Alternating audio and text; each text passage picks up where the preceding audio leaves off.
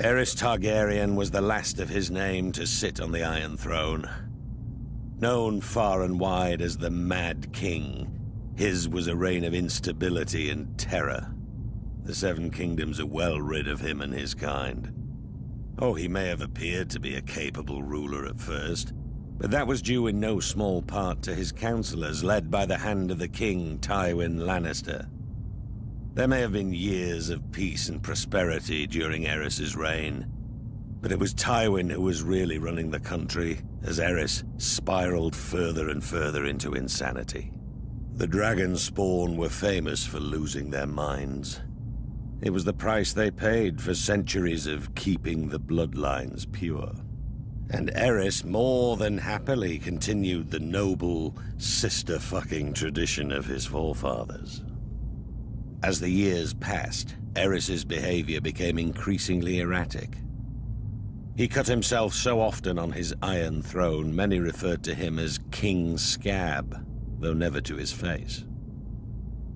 It was rumored he had developed an obsession with wildfire, and was known to inflict horrific punishments on those he considered enemies, including burning them alive.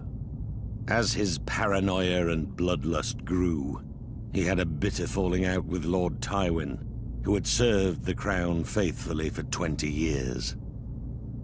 At least Tywin was able to leave the job with his life and fortunes intact.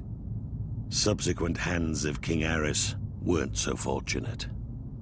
Then the Targaryens went too far. The Crown Prince Rhaegar abducted Lyanna Stark, daughter of Rickard Stark, the Lord of Winterfell. She was my betrothed. She was my beloved. Beautiful and spirited woman, and I loved her more than life itself.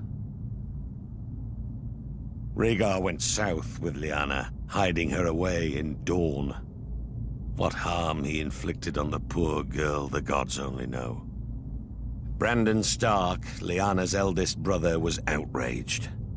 He rode to King's Landing to confront the king and demand his sister's safe return.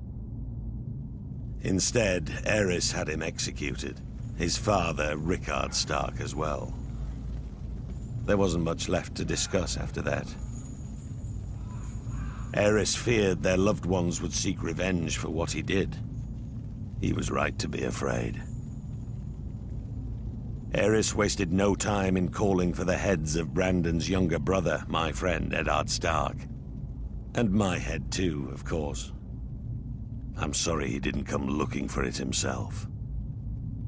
Alongside Jon Arryn of the Vale, the man who fostered Ned and I as children, Baratheons, Starks, and Tullys all called their banners.